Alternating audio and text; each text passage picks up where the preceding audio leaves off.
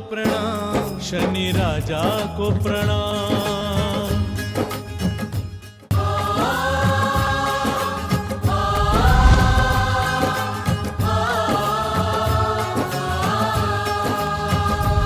शनि देवा को प्रणाम, शनि राजा को प्रणाम। दीपावली के दिन आपको एक विशेष संदेश देना चाहती हूँ। आप सब जानते हैं कि बिना शनि कृपा के लक्ष्मी आती ही नहीं। इसका एक संदर्भ प्रसंग में आपको बताना चाहती हूँ। वह यह है कि आप देखते हैं कि अमावस्या के दिन हम दीपावली मनाते हैं। अमावस्या का दिन किसका है आपको पता है ना? अमावस्या की तिथि किसकी है ये भी आप जानते हैं। अमावस्या की तिथि के जो ऑनर है, जो मालिक है, जो अधिपति है वो शनिदेव जी है। अमावस्या की तिथि शनि की तिथि मानी गई है, इसीलिए शनिवार के दिन अमावस्या बड़ी बलवान हो जाती है। आपको पता है कि दीपावली का त्योहार अमावस्या के दिन शनि के मुहूर्त में मनाते हैं। शनि का समय कौन सा समय है? दिन डूबने के बाद। दिन डूबने के बाद शनि का समय प्रारंभ होता है और सूर्योदय होने पर शनि का समय लगभग अस्त हो जाता है। बलवान समय सूर्य अस्त होने से लेकर सूर्योदय होने तक रहता है। हम दीपावली का मुहूर्त कब निकालते हैं? सभी जानते हैं, जब तक दिन डूबता नहीं हम दीपावली की पूजा करते नहीं। तो दिन डूबने के बाद ही हम दीपावली का त्योहार मनाया करते हैं। यह तो शनि का ही बेला, शनि का ही मुहूर्त, शनि का ही दिन हुआ ना, शनि की ही तिथि हुई। इतना ही नहीं, और देखिए दर्शकों, हम दीपावली के दिन क्या करते हैं? बहुत सारे तेल के दिए जलाकर लक्ष्मी का स्वागत करते हैं। तेल किसको पसंद है? शनिदेव को पसंद है। तेल के दिए कौन जलाता है, किसके लिए? हम हमेशा कहते हैं ना कि शनि शांति के लिए, शनि कृपा के लिए शनिवार के दिन तेल का दिया जलाइए। अब आप दीपावली के दिन, अमावस्या के दिन तेल के जब दिए जलाएंगे और बहुत सारे दिए जलाएंगे, जगह जगह पर जगमग जगमग रोशनी करेंगे, और शनिवार के दिन के हिसाब से जब एक शनिवार को शनि कृपा मिलती है तो अमावस्या के दिन कितनी बड़ी कृपा मिलेगी। एक दिया जलाने से इतना फर्क पड़ता है, तो ढेरों दिया जलाने से आपको शनिदेव जी कितने प्रसन्न होकर आशीर्वाद देने वाले हैं। तो आपने शनिदेव को प्रसन्न करने के लिए दिए जलाए, पर बहाना था लक्ष्मी जी की दिवाली मनाने का। इतना ही नहीं, आपको मालूम है ना कि शनिदेव को तेल के पकवान तो बड़े पसंद है, और दिवाली के दिन आप बहुत तेल के पकवान बनाते हैं। 2-4 दिन पहले से हमारे घर में माताएं बहनें पकवान बनाना प्रारंभ कर देती हैं। बहुत आयत तेल के पकवान तैयार होते हैं। यह सब तो शनिदेव चाहते हैं ना कि घर घर में तेल के पकवान बने, खुशियां चाहें। इसके अलावा आपको पता है कि दिवाली के नाम से हम पूरे घर की डेंटिंग पेंटिंग साफ सफाई बहुत अच्छे से करते हैं। सारा कबाड़ा, सारा कचरा निकाल कर फेंक देते हैं। शनिदेव यही तो चाहते हैं कि आप घर का कचरा निकालिए, मन का कचरा निकालिए, जिंदगी में जितनी भी आपकी बुराइयां हैं वो कचरा निकाल के फेंकिए और जिंदगी को स्वस्थ और सुंदर बनाइए, घर को स्वस्थ और सुंदर बनाइए। शनिदेव जी नीट एंड क्लीन जीवन और नीट एंड क्लीन घर चाहते हैं। आप अमावस्या के दिन, हर अमावस्या पर यदि ऐसी ही क्लीनिंग करें अपने घर की, अपने जीवन की, अपने मन की, तो पता है शनिदेव जी कितना छप्पर फाड़ के आपको झोलियां भर के दे सकते हैं। हम दीपावली के नाम से साफ सफाई करते जरूर हैं, पर प्रसन्न तो हम शनिदेव को करते हैं, जो जिंदगी की दरिद्रता को दूर करके और हमें लक्ष्मी आगमन का वरदान देते हैं। यही कारण है कि दीपावली के दिन लक्ष्मी जी ने शनिदेव से कहा कि शनिदेव, जिस पर आपकी कृपा होगी, जो आपके मुहूर्त में, जो आपके दिन में, जो आपके जैसा हमें जीवन व्यवहार करके, जो आपके जैसा त्योहार मना के, आपके पसंद की चीजें तैयार करके जो मुझे बुलाएगा, मैं उसी के यहाँ जाऊंगी और उसी के यहाँ ठहरूंगी। यही कारण है कि हम दीपावली का त्योहार, लक्ष्मी जी का त्योहार, शनिदेव का त्योहार सब एक साथ कंबाइंड मनाते हैं। जो व्यक्ति सिर्फ लक्ष्मी की प्राप्ति के पीछे लगे रहते हैं, शनिदेव को भूल जाते हैं और भूल जाते हैं कि शनि कृपा के बिना लक्ष्मी नहीं आ सकती, वे व्यक्ति आधा अधूरा ज्ञान रखने के नाम से पूरी तरह से अपने आर्थिक तंगी को दूर नहीं कर पाते और आर्थिक संपन्नता की प्राप्ति में स्थायित्व नहीं प्राप्त कर पाते। इसलिए यह संदेश बहुत बड़ा संदेश है कि दीपावली के दिन शनिदेव को प्रसन्न करने के लिए सारे वो उपचार करें जो उपचार शनिदेव को भाते हैं, और लक्ष्मी जी का आगमन शनिदेव जी के साथ करें। शनिदेव जी प्रसन्न होंगे, लक्ष्मी जी आपके घर जरूर से जरूर पधारेंगी।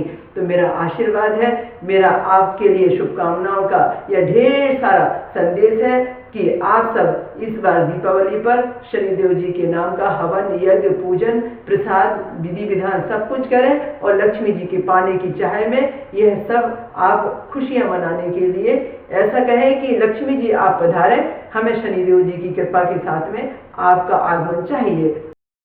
दर्शकों, आज हम अपने पिछले प्रसंग को आगे लेके चल रहे हैं।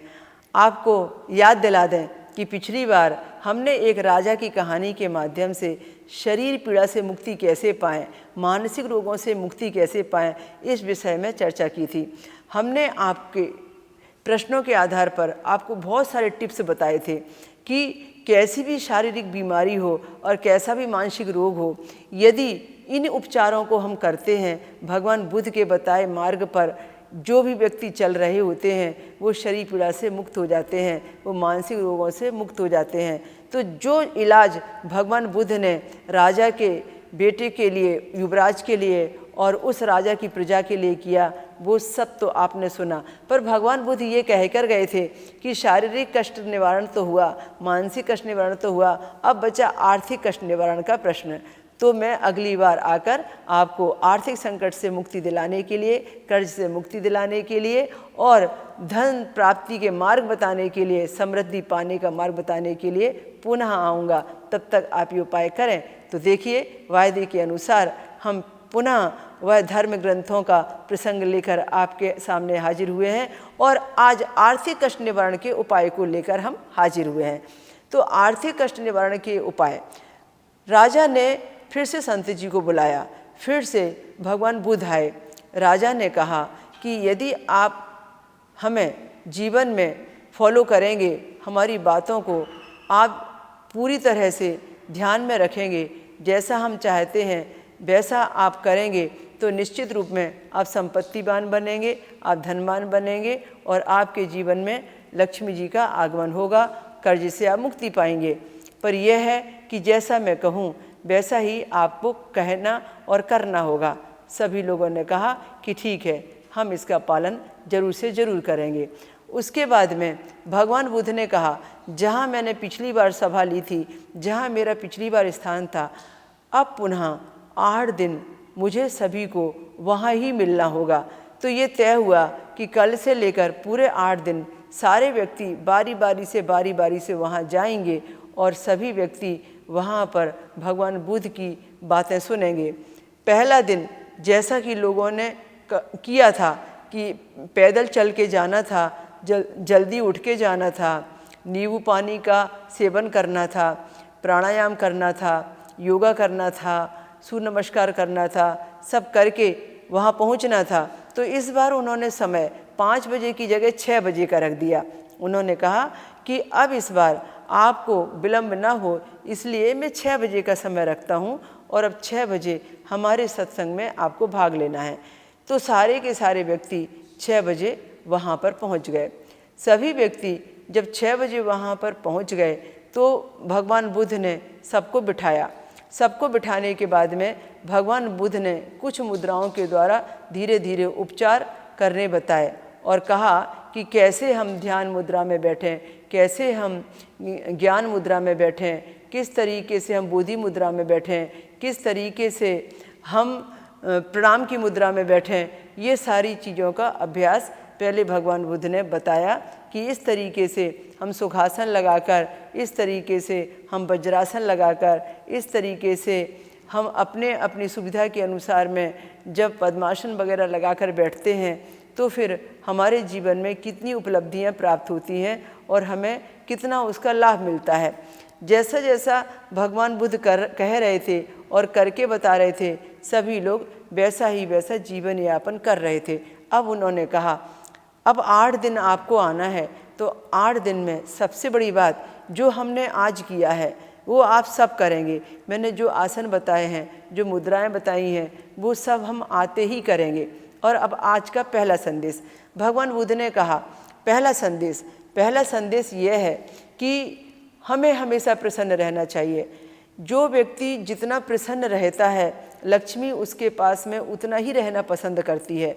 जो व्यक्ति जो सदा मुस्कुराता रहता है, लक्ष्मी उसके पास मुस्कुराकर आती है। भगवान ने आपको जो दिया है उसमें आप यदि प्रसन्न नहीं हैं तो भगवान आपको आगे दोबारा कभी देगा नहीं। वह छोटा सा एक प्रसंग बताते हैं। भगवान बुद्ध कहते हैं कि एक व्यक्ति है, वह हमेशा स्टेशन पर किसी का इंतज़ार करता है कि कोई आएगा और उसे इनाम देगा और वो उसका वजन उठा के लेके जाएगा और उसकी जगह पर ले जाके छोड़ेगा। एक मुसाफिर उतरता है, वह मुसाफिर उस व्यक्ति से बातें करता है जो व्यक्ति वजन उठाने के लिए तैयार खड़ा है, शायद इसलिए कि उसे कुछ गिफ्ट मिल जाएगी। उस मुसाफिर ने अपना वजन एक प्रसंग के अनुसार आपको यह बताने का प्रयास कर रहे हैं कि किस तरीके से भगवान किसको देता है। वह मुसाफिर अपना वजन उस वजन उठाने वाले व्यक्ति को दे देता है।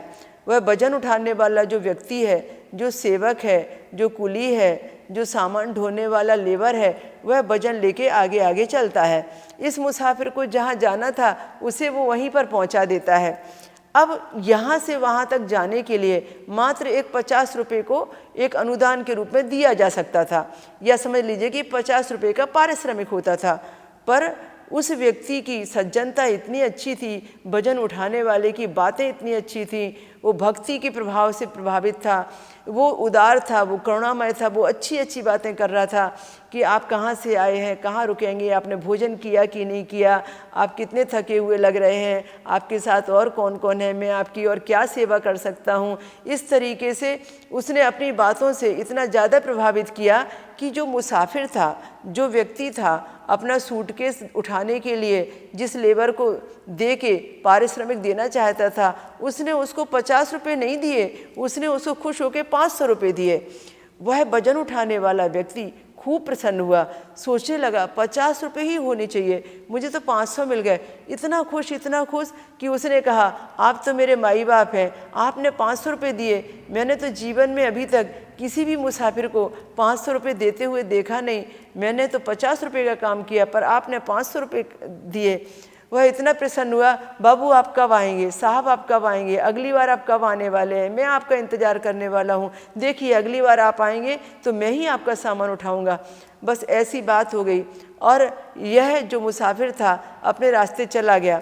अब यह जो वजन उठाने वाला व्यक्ति है रोज़ इंतज़ार करता है कि ये ट्रेन आई नहीं कि उसको इंतज़ार रहता है, शायद वही बाबू उतरेगा, शायद वही साहब उतरेगा, वही मुसाफिर उतरेगा, मैं दौड़ के जाऊंगा, उसका वजन उठाऊंगा। उसने मुझे 500 रुपये दिए थे और इस 500 रुपये को पाने के बाद में जो इसकी चेहरे की मुस्कुराहट थी वो मुसाफिर नहीं भूल पा रहा है। मुसाफिर ने सोचा, मैंने कितने लोगों को 500 रुपये दिए पर किसी के चेहरे पर उतनी उदारता और मुस्कुराहट नहीं देखी जितनी उदारता और मुस्कुराहट इस 500 रुपये पाने वाले, इस सामान उठाने वाले व्यक्ति के अंदर देखी। वह बड़ा खुश होता है। वह कहता है कि अगली बार यदि मैं अपने स्टेशन पर उतरा और वह व्यक्ति यदि मुझे लेकर जाता है तो मैं पक्का ये सोचकर उसी को वजन उठाने को दूंगा कि मैं उसे अभी 500 से ज़्यादा भी दूं और उसके चेहरे की मुस्कुराहट देखूं।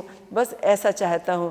अब ये जब मुसाफिर किसी काम से फिर आता है, फिर खोजता है कि वो व्यक्ति कहाँ है जिसको मैंने 500 रुपये दिए थे और जो बहुत खुश हुआ था मेरे 500 रुपये पाकर।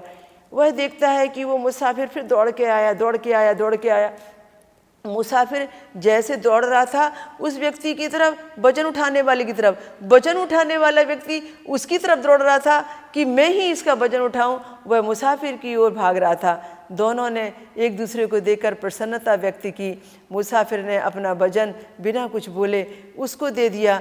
उस काम करने वाले कुली ने, वजन उठाने वाले उस व्यक्ति ने बड़ी खुशी खुशी वजन उठाया और मुसाफिर से बातें करने लगा। बाबू आप बड़े दिनों में आए, मैं बड़ा इंतज़ार कर रहा था, आप कहाँ रहते हो, आप ठीक तो हो ना, भोजन किया न किया, आप कैसे हो बताइए, भोजन करेंगे क्या, मेरे गरीब का भोजन खाएंगे क्या। बस वो इतनी अच्छी अच्छी बातें कर रहा था और ये भी उन बातों का बड़े प्यार से जवाब दे रहा था। ऐसे उनका समय चला गया और कब उनकी जगह आ गई मुसाफिर को भी पता न चला और वजन ढोने वाले को भी पता न चला। अब तो यह व्यापारी या मुसाफिर बहुत प्रसन्न हुआ उस व्यक्ति से जो ये वजन लेके जा रहा था। तब उसने क्या किया, 500 की जगह उसे 1000 का नोट दिया। 500 की जगह जब 1000 का नोट दिया, ये तो खुशी से झूम उठा। यह तो कल्पना भी नहीं कर सकता था, यह तो 500 रुपये के लिए इतना इंतजार कर रहा था। पर 1000 रुपये का नोट पाकर जो चेहरे की खुशी थी, लॉटरी लगे जैसी, वह चेहरे की खुशी जब उस मुसाफिर ने देखी, पैसा देने वाले ने देखी, तो वो उससे दुगना आनंदित हुआ। बोले आज तो मैं समय का भी सदुपयोग, मेरे धन का भी सदुपयोग, कि जिसको देने के बाद मैं इतनी अपार खुशी पा रहा हूँ। वाह वाह, क्या बात है, मैंने एक व्यक्ति के जीवन में खुशी भर दी। इस तरीके से इस कहानी के माध्यम से अब भगवान बुद्ध कहने लगे कि मैं आपको ये बताना चाहता हूँ कि यदि हम भगवान से कुछ मांगते हैं और भगवान हमें कुछ देता है और उसके लिए हम थैंक्सफुल होते हैं, हम धन्यवाद देते हैं, हम आभार व्यक्त करते हैं, हम बहुत खुश हो जाते हैं कि हमारी पात्रता में तो इतना नहीं था कि हमें मिल पाता, पर परमात्मा तूने तो पात्रता से ज़्यादा दिया। मेरी पात्रता इतनी नहीं थी कि मुझे इतना भी मिलता, पर आपने मुझे इतना सारा दिया। और हमेशा हम उस खुशी में ही झूमते हैं, उस खुशी में ही प्रसन्न रहते हैं, उस खुशी में ही आनंदित होते हैं कि मुझे इतना मिला, इतना ज़्यादा मिला। हे भगवान, आपको धन्यवाद, आपने सब कुछ दिया, आपने मेरी कल्पना से बढ़कर दिया। और हम आनंदित होते रहते, खुश होते रहते। तो पता है क्या होता है, तो भगवान भी सोचता है कि अगली बार जब ये मुझसे मुट्ठी भर मांगेगा तो इसे बहुत सारा दूंगा मैं। जब भगवान को मालूम है कि हर समय ये मेरे गुण गाता रहता है, मुझे धन्यवाद देता रहता है, हर समय मुझसे कहता रहता है कि इसको मैंने बहुत दिया, बहुत दिया, तो निश्चित रूप से अब जब जब इसे आवश्यकता पड़ेगी, इससे मांगने से भी मैं ज़्यादा दूंगा। और इसलिए उनको भगवान ज़्यादा देता है जो पाने में खुशी व्यक्त करते हैं, जो पाकर प्रसन्न रहते हैं, जो भगवान के प्रति आभार व्यक्त करते हैं और जो खुशी आने पर भगवान के लिए भी कुछ ना कुछ करने के लिए, दान धर्म पुण्य के लिए आगे बढ़ते हैं। तो आप समझिए इस प्रसंग के माध्यम से कितना बड़ा ज्ञान मिलता है। इसी तरीके से भगवान बुद्ध ने दूसरे दिन बुलाया, कहा कि देखो, पहले दिन के प्रसंग में ये कहा था कि यदि आप इस तरीके से उदार बनते हैं, यदि आप इस तरीके से किसी भी व्यक्ति को कुछ देना चाहते हैं, पाना चाहते हैं और भगवान से कुछ पाना चाहते हैं, तो देना सीखिए और आप भगवान से वही पा सकता है जो पाने के बाद में भगवान को धन्यवाद दे और खुशी व्यक्त करे। तो अब दूसरे प्रसंग से भगवान कहने लगे, सदा मुस्कुराते रहना है, सदा प्रसन्न रहना है, हर समय आपके जीवन में थैंक्सफुल रहने के साथ साथ में हर कार्य को करने में योग व्यक्त करना है। जो व्यक्ति योग में रहकर कर्म करता है वही कर्मयोगी कहलाता है। जो कर्मयोगी होता है धन उसी के पास चलकर आता है। जो व्यक्ति हर काम को कोस कर करता है, क्या मुसीबत है, मुझसे ही करने को कहते हैं, मैं ही क्यों करूं, मुझसे ही कराया जाता है, हर काम मैं ही क्यों करूं।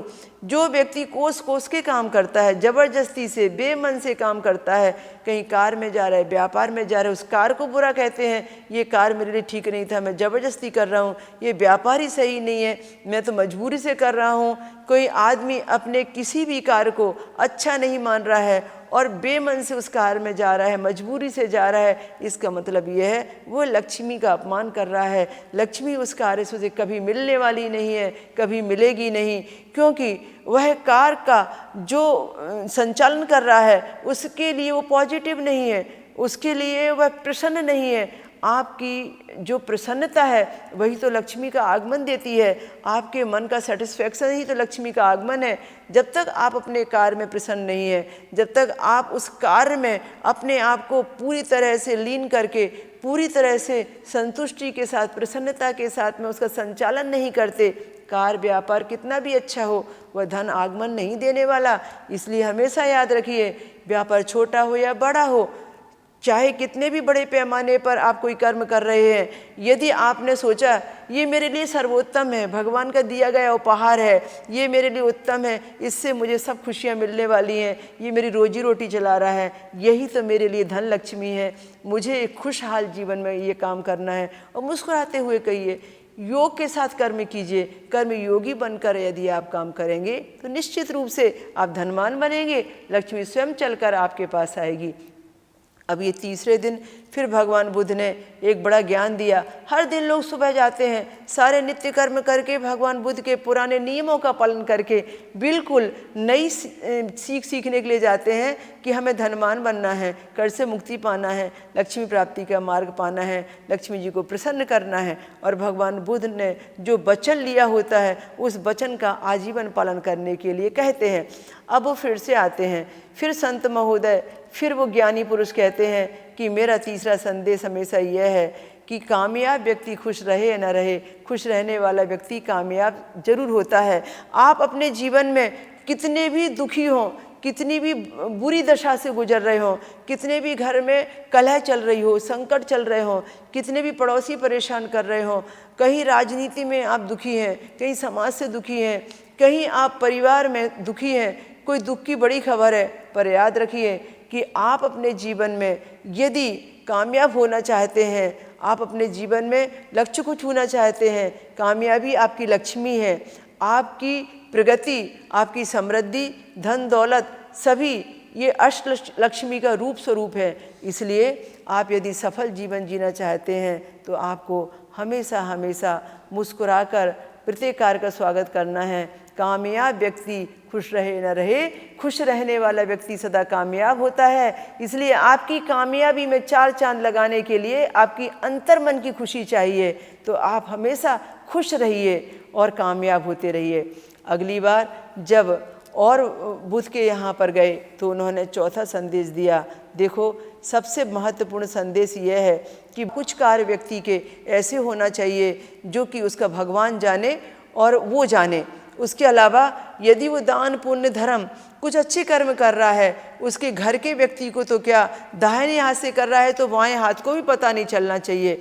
वो इस तरीके से यदि वो गुप्त दान करता है, इस तरीके से यदि वो बिना किसी को बताए, बिना पब्लिसिटी किए, बिना अपना नाम यश लूटे, यदि धर्म के कार्य में, राष्ट्र के कार्य में बढ़ चढ़ के भाग लेता है और अपनी सेवाएं देता है, अपनी ज़िंदगी का 10% 2% लगाता है, तो वो व्यक्ति जो भी 2% और 10% का बीज बो रहा है उसका वट वृक्ष बनता है, फलदार वृक्ष बनता है और उसके जीवन को माला माल कर देता है। इसलिए हमेशा याद रखिए कि हमेशा ही कार्य ऐसा करना चाहिए जिसके लिए हमारे लिए विज्ञापन की ज़रूरत ना हो, पब्लिसिटी की ज़रूरत ना हो। हमेशा हमारा भगवान जाने और हम जाने, और इस तरीके से हम ये कि हमें भगवान के लिए करना है, परमात्मा देख रहा है और किसी और को दिखाने की भला क्या आवश्यकता है। तो वे व्यक्ति अपने जीवन में संपत्तिवान और समृद्धिवान बनते हैं। फिर उन्होंने कहा कि देखो, अगला संदेश मेरा यह है। फिर अगले 5वें दिन का उनका संदेश था कि हमारे जो वेद हैं उन वेदों के अंतर्गत जो है हमारे 4 प्रकार के पुण्य कार्य कहे गए हैं या 4 प्रकार के यज्ञ कहे गए हैं। यदि आप इन चारों का नियम पालन करेंगे, मेरा वायदा है कि आप जिंदगी में सदा सुखी और संपन्न और समृद्धिवान रहेंगे और धनवान बनेंगे। तो पहला नियम, कितने व्यक्ति यहाँ पर ऐसे हैं जो अपने माता पिता का चरण स्पर्श करते हैं या माता पिता का सम्मान करते हैं? नियम यह है कि जो व्यक्ति माता पिता की सेवा करते हैं तो मातृदेव भव पितृदेव भव, यह हमारे धर्म ग्रंथ कहते हैं। दूसरा, जो व्यक्ति ब्राह्मणों का सम्मान करते हैं तो हमारे वेदों में कहा है कि जो व्यक्ति ब्राह्मण का सम्मान करते हैं, संतों का सम्मान करते हैं, वे व्यक्ति संत कृपा से, गुरु कृपा से बहुत आगे बढ़ जाते हैं। तो अतिथि देवो भव, जो व्यक्ति घर में आए अतिथि का सम्मान करते हैं, चाहे वह अतिथि रिश्तेदार हो, चाहे वो अतिथि दुश्मन ही क्यों ना हो, अपना हो या पराया हो, पर अतिथि यदि है तो आपको उसका सत्कार करना चाहिए। तो जो व्यक्ति अतिथि सत्कार करते हैं वे व्यक्ति अपने जीवन में सदा संपन्नता का जीवन जीते ही जीते हैं। ये कहा कि एक भूत यज्ञ होता है। भूत यज्ञ का मतलब होता है जो मूक प्राणियों को भोजन कराते हैं, पशु पक्षियों को दाना डालते हैं, चींटियों को डालना, कबूतरों को, कौओं को, पक्षियों को खिलाना, पानी पिलाना, जिन जानवरों को बोलना नहीं आता, गाय है, भैंस है, बकरी है, जीव जंतु प्राणी हैं, उनके पानी पीने की व्यवस्था, उनके भोजन की व्यवस्था, इन सब का बड़ा ख्याल रखना। यदि आप ऐसा करते हैं तो आप जीवन में समृद्धि ही समृद्धि पाएंगे। जितनी समृद्धि आप इन मूक प्राणियों की सेवा करके पाएंगे, इन जीव जंतुओं को भोजन करा के पाएंगे, भूत यज्ञ से पाएंगे। इसे भूत यज्ञ हमारे वेदों में कहा गया है। इस भूत यज्ञ से पाएंगे उतनी समृद्धि आप अपनी ज़िंदगी में बैंक बैलेंस जमा करके भी इकट्ठा नहीं कर सकते। उसका इंटरेस्ट भी इतना नहीं होता जितना इंटरेस्ट परमात्मा इस आपकी जमा पुण्य पूंजी का देता है।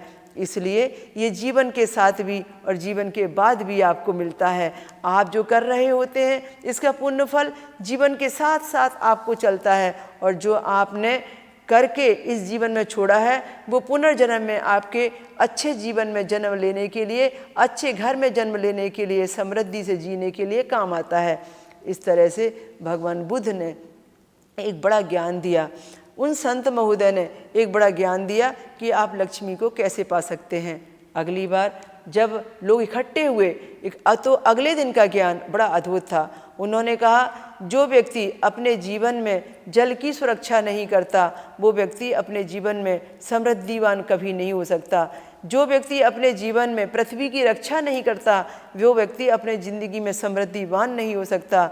जो व्यक्ति अपने जीवन में वायु को प्रदूषित होने से बचाने का काम नहीं करता वो व्यक्ति धनवान कभी नहीं हो सकता।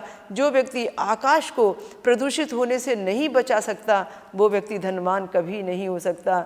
जो व्यक्ति अग्नि की ऊर्जा की बचत नहीं कर सकता वो भी व्यक्ति धनवान कभी नहीं हो सकता। तो याद रखिए पंच तत्व से जो ये हमारा शरीर निर्मित है, ये विश्व ब्रह्मांड में ये जो पंच तत्व हैं ये पूरे विश्व ब्रह्मांड को चला रहे हैं, और फिर विश्व ब्रह्मांड में हमारे शरीर के अंदर में जो पंच तत्व हैं उसे हमारा संचालन हो रहा है। आपकी ड्यूटी बनती है कि आप यदि धनवान समृद्धिवान होना चाहते हैं तो आप सबसे पहले धीरे धीरे करके इन पांचों तत्वों को बिगड़ने से बचाइए। इन पांचों तत्वों पर संतुलन बनाए रखने का काम कीजिए। कहीं ऐसा ना हो कि आज की इतनी बड़ी एनर्जी जिसे आप बिजली रूप में, लाइट रूप में देख रहे हैं और वो सब खत्म हो जाए और आने वाली पीढ़ी को कुछ भी ना मिले। फिर देश समृद्धिवान नहीं होगा, जीवन आपका समृद्धिवान कैसे होगा। कहीं ऐसा ना हो कि आप जल इतना नुकसान कर रहे हैं कि आने वाली पीढ़ी को नहाने धोने खाने पीने को भी जल ना मिले और बोतलों में जल हमें भेजना पड़े। आप कल्पना नहीं कर सकते, हम पृथ्वी की हरियाली को ख़त्म करने के बाद जो वायु प्रदूषण, आकाश प्रदूषण का काम कर रहे हैं और पृथ्वी की उर्वरा शक्ति को नष्ट कर रहे हैं, वह हमारे जीवन को तो नष्ट कर रही है। समृद्धि कहाँ से आएगी, संपत्ति कहाँ से आएगी? मिलेगी समृद्धि और संपत्ति इन पंच तत्वों से।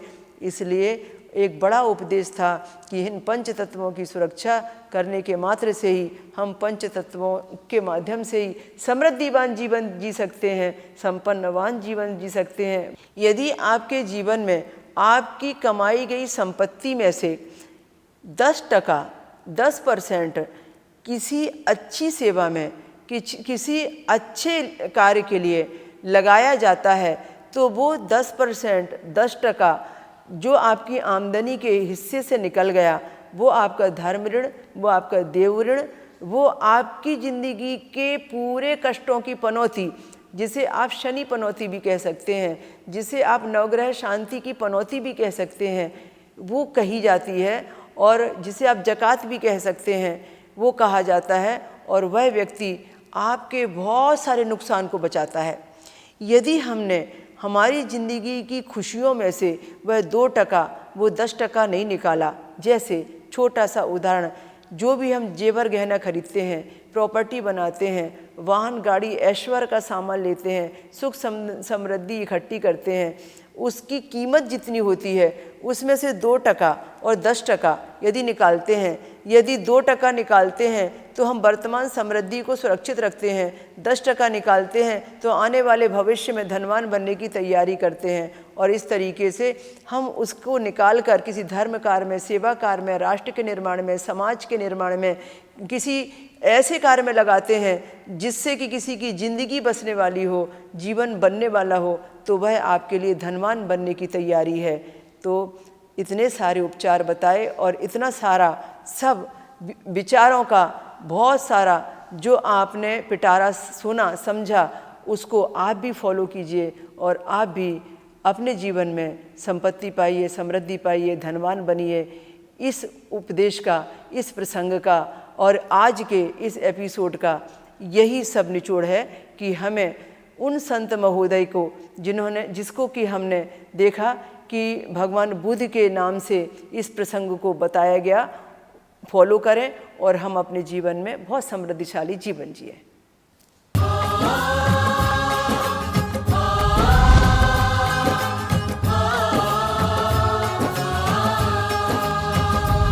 शनि देवा को प्रणाम, शनि राजा को प्रणाम।